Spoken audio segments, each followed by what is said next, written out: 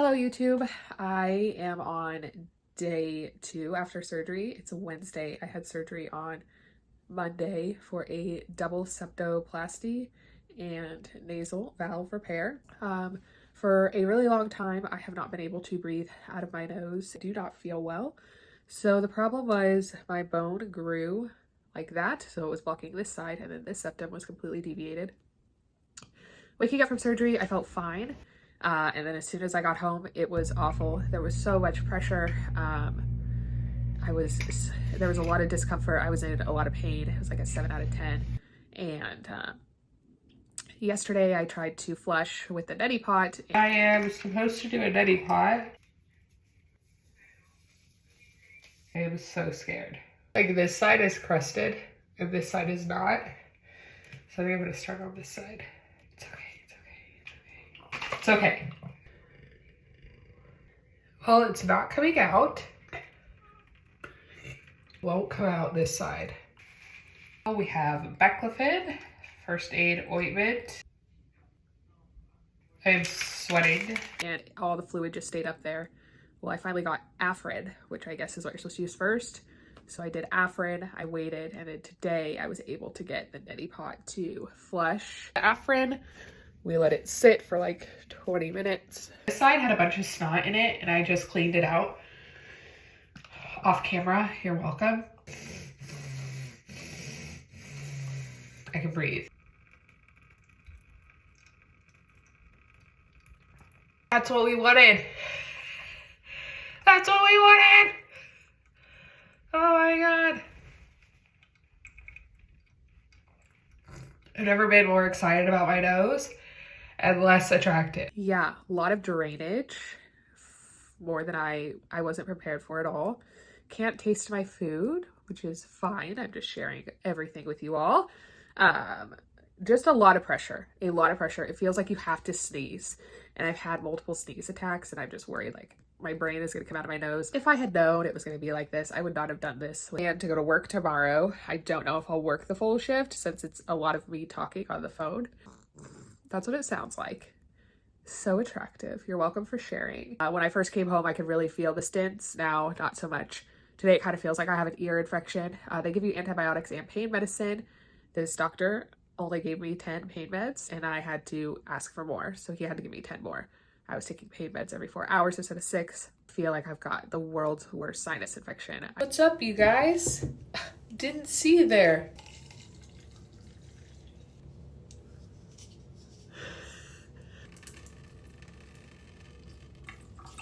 Hello YouTube. Today we are up close and personal because this is my final conclusion on whether or not my septoplasty was worth it. I recorded myself breathing right before my surgery. Before surgery.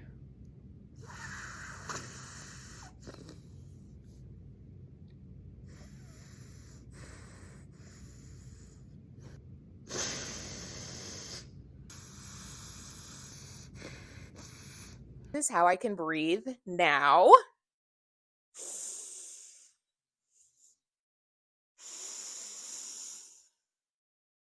So you can hear the difference.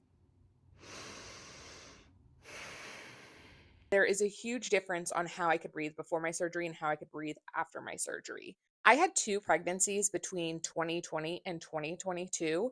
During that time, everything in flames, and when I was laying down, it was impossible for me to breathe through my nose. It was so bad.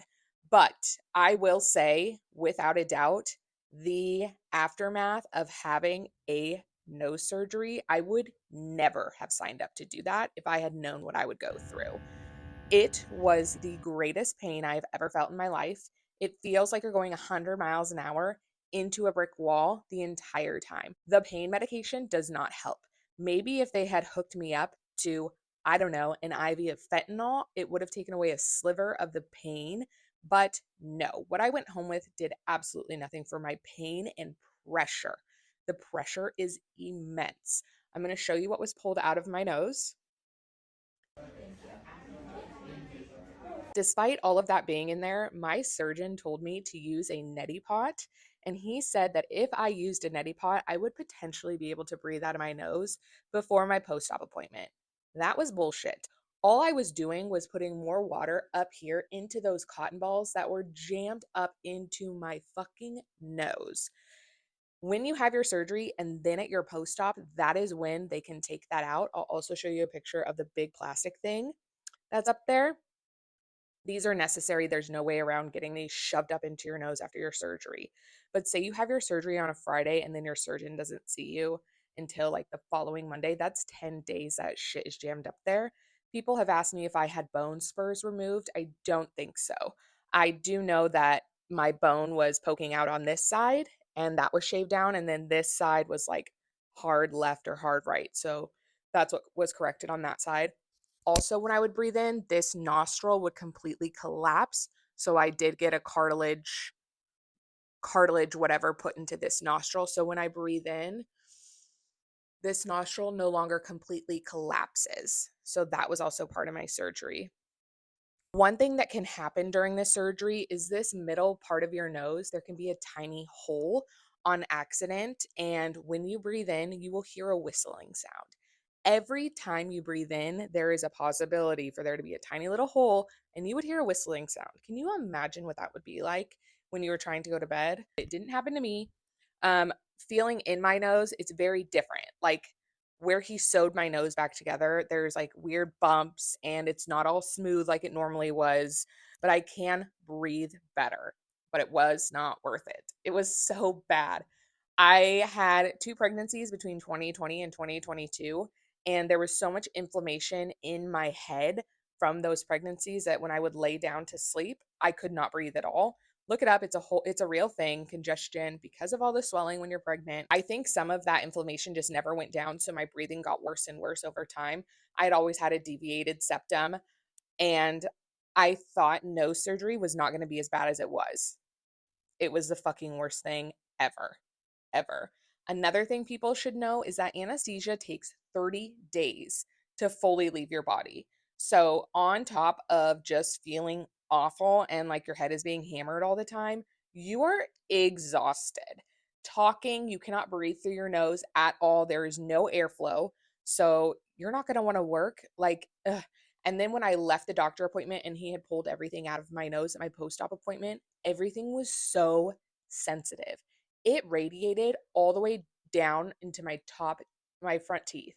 Everything was like radiating to my front teeth. Talking loud, it would radiate. Blowing my nose for the first time, oh my God, I thought my teeth were going to fall out of my head. You have some numbness that will last up to 6 months. Some people have said longer. I don't know why. I don't know why, you guys. It's a lot. It's a crazy surgery. I hope this helps you. I will answer any of your questions in the comments. I always go back and I'm always paying attention. This was my most watched video on whether or not you should get a septoplasty. And this is my final conclusion 1.5 years later. I don't think you should get a septoplasty unless you can't breathe at all. As for a morphine drip afterwards, because the pain, the pressure, everything, it is crazy. I hope this helps you make an educated decision. There's so many videos out there on other people that got a septoplasty, and this is my own personal honest experience.